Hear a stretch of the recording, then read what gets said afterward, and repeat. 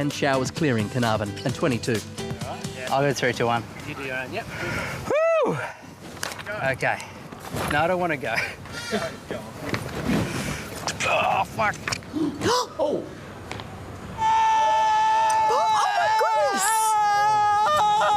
Oh, shit! Oh dear, such language on a family show. Mel to the rescue. Sorry, he swore, boys and girls. Obviously, this is live television and we don't have a 7-second delay button, and I'm really sorry if anyone was offended by the language, but he jumped off a roof on a bicycle, so, yeah, I think words were the least of his problems. Sorry about that. If you're offended, we'll talk to Grant soon. He's brave. I'm talking too much. It's 8:08. Let's move on. Let's do that, Mel. Welcome to MediaWatch. I'm Jonathan Holmes. First up tonight, a story whose moral is good intentions aren't enough. The Express Advocate is the newspaper of the New South Wales Central Coast, between Sydney and Newcastle. For several years running, it has dutifully covered the annual Can Do Day put on by an outfit called youthconnections.com.au, which helps young people aged 13 to 19 on the Central Coast access employment, education, training and recreational opportunities. The Can Do Day gives kids with disabilities the chance to try out various trades, including, as the Express Advocate reported in June last year, hospitality, hair and beauty, animal care, retail, automotive and horticulture. All fine and dandy. And there was a picture too. Youth Connections' Margaret Meehan told us that her colleagues personally briefed the freelance photographer for the Express. We identified all the young people who were not to be photographed. One child in particular could not be identified, said Youth Connections, for legal reasons. And which child do you suppose was most prominent in the picture published by the Express Advocate? You guessed it. We've blurred the image, the paper didn't. Amazingly, the editor of the Express Advocate tells MediaWatch that this is the first he's heard of the problem. To my knowledge, we have had no prior complaint about this. Well, perhaps, Mr. Hawthorne, you should talk to your chief photographer. But things got worse. A couple of weeks ago, Youth Connections held its 2011 Can Do Day. And again, the Express Advocate sent a reporter and photographer. As you can imagine, both were carefully briefed, and the photographer was seen to take lots of pictures. An enthusiastic report duly appeared a few days later. Kids can do anything. But was the picture that accompanied the story one of the many taken at this year's Can Do Day? No, it wasn't. It was a picture taken at the previous year's event.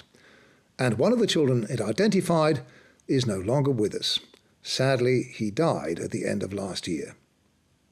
Youth Connections says the picture distressed many of our stakeholders and supporters, and we are unable to rectify the grief, pain and loss of the family of the deceased child. Youth Connections asked for a retraction and apology in the paper. So far, it hasn't got it. The Express Advocate's editor told MediaWatch this morning that it has apologised directly to TAFE and to Youth Connections, and that we also asked them to put us in touch with the parents of the boy so we could also apologise to them in person. If it is their wish to have a published apology, we will most certainly do so. Well, personally, I wouldn't have thought the Express needed the parents' go-ahead to apologise. It made a bad mistake. It should fess up in the paper. And now we're going to take a long, close look at one of those miracle weight loss treatments so beloved of the commercial current affairs shows. Back in February, Today Tonight produced a classic of the genre. In the business of making you smaller, this one could be the next big thing. Sarah Lyons is among the first in the country to try SensaSlim, an oral TGA-approved liquid spray which claims to be the most effective slimming solution available anywhere in the world. Sarah's identical twin sister Ashley, the story explained, was given a placebo. She didn't lose weight, her twin did. And SensaSlim produced a British doctor and obesity expert to testify to the validity of its global clinical trial. This is a randomised, double-blind, placebo-controlled trial. So it stands up to all of the scientific rigours of clinical trials. Now, admittedly, Today Tonight's story did include a sceptic, dietitian Arlene Normand. They talk about magical ingredients. There's no magical ingredients for weight loss. And it might not work for everyone, warned Damien Hansen. But the report was overwhelmingly positive.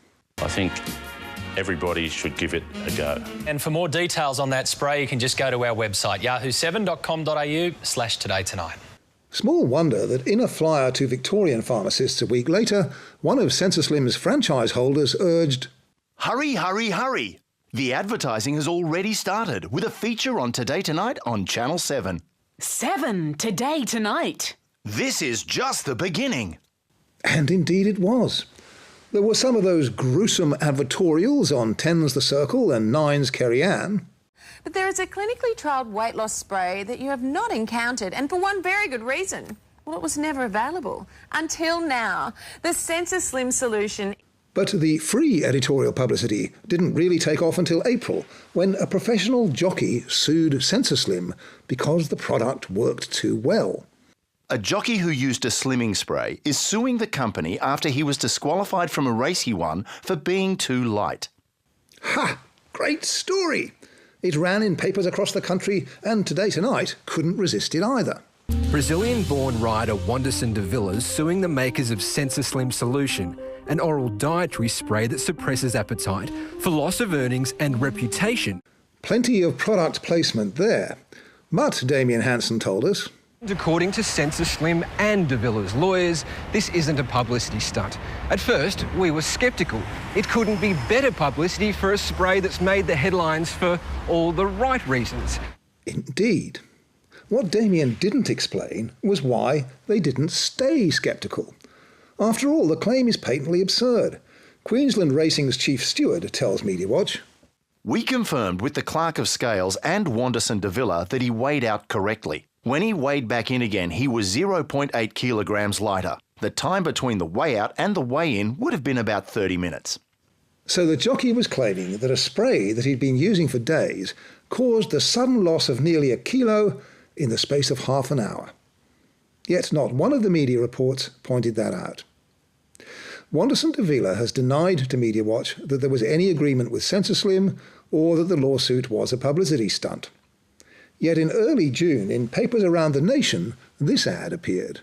Thank you for suing us. The claims made by Brazilian-born jockey Wanderson de Villa about SensaSlim working too well are absolutely true. But not everyone in the media was swallowing whole the silly jockey story or SensaSlim's sensational claims. The unlikely media hero, on June the 1st, 9's A Current Affair unwrapped the whole package. The slick marketing, the doctor, the jockey's story, twins and the missing medical research. Tonight, we blow the lid on the claims of a slimming spray swindle. Among much else, Justin Armsden's story revealed that SensaSlim's so-called research director was now trying to disown his endorsement of it. Dr Caporn alleges SensaSlim broke an agreement. He wrote a review paper on the clinical trials without seeing the evidence. He claims the company circulated his paper without his authority.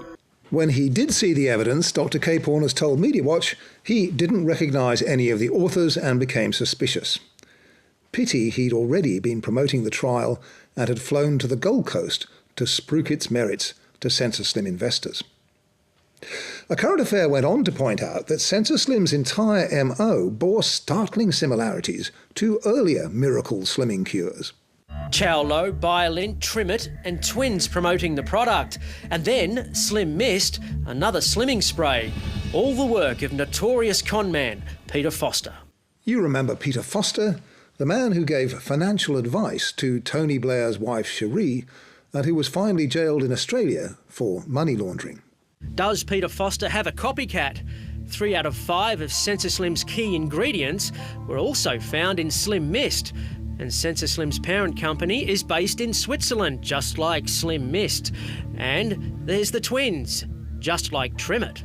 Over on 7 that same evening, Today Tonight was backpedalling furiously. Damien Hansen reminded us that he'd warned us all along that, like any other dietary supplement out there, it comes with the caveat that everything doesn't work for everyone. But he acknowledged that there were now accusations Australia's greatest weight loss conman, Peter Foster, is the real mastermind behind a master con. We should point out that neither A Current Affair nor Today Tonight had proof of Peter Foster's involvement, and SensaSlim's Adam Adams told MediaWatch, I'm willing to stand up and say we have used the intellectual property of Peter Foster, and looking back now, that was probably a mistake, but he's not behind our company. But the evidence against SensaSlim is piling up. 2 weeks ago, The Age weighed in, revealing that the ACCC was on the case. Australia's consumer watchdog has won an order freezing the assets of diet spray company SensaSlim, as it emerged that the research used as the basis for the product's marketing appears to have been fabricated. The website of the Swiss Research Institute that supposedly conducted SensaSlim's vaunted global clinical trial, The Age reported, features photographs of people whom it claims are its executives, only they are not. The photographs are actually those of medical practitioners at the St. Paul Lung Clinic in Minnesota in the US. SensaSlim's credibility in the media ought by now to have been close to zero. Yet just days later, the news that SensaSlim had agreed to pay jockey Wanderson de Vila $12,500 in settlement of his claim was reported by Australian Associated Press. With a straight face, it quoted SensaSlim's Peter O'Brien. We could hardly argue against what Mr. de Vila was saying, he said in a statement. It is probably a world-first settlement for a product working too well. But now we want to move on and wish the jockey the best. No mention in AAP's account or in any other report of that settlement that we've seen that the ACCC have frozen SensaSlim's bank accounts. Some media outlets have done a good job in exposing what looks increasingly like just another medical scam. Others, as so often before, have aided and abetted it by uncritically reporting absurdities. But here's a nugget that nobody's reported before in Australia. Weight loss aid turned sex aid results in lawsuit. Back in August 2008, according to this British press release, a Norwegian man was taking legal action because he has experienced acute sexual arousal for over 30 days after participating in a clinical trial of a new slimming product. He states whilst he did lose weight, complications arose when he and his partner tried spraying SensaSlim onto his sexual organ, believing it may desensitize and prolong his arousal. That's right, SensaSlim. Once again, it worked too well. And who issued the press release about SensaSlim getting sued? Let's see. Submitted by Eric Glorden. Find out more. Click on that, and what do we get? Yes. SensaSlim Solution. As far as we can tell, just one news outlet worldwide gave that press release a run, a gay and lesbian publication in Britain. The Aussie media, it seems, are a good deal easier to fool.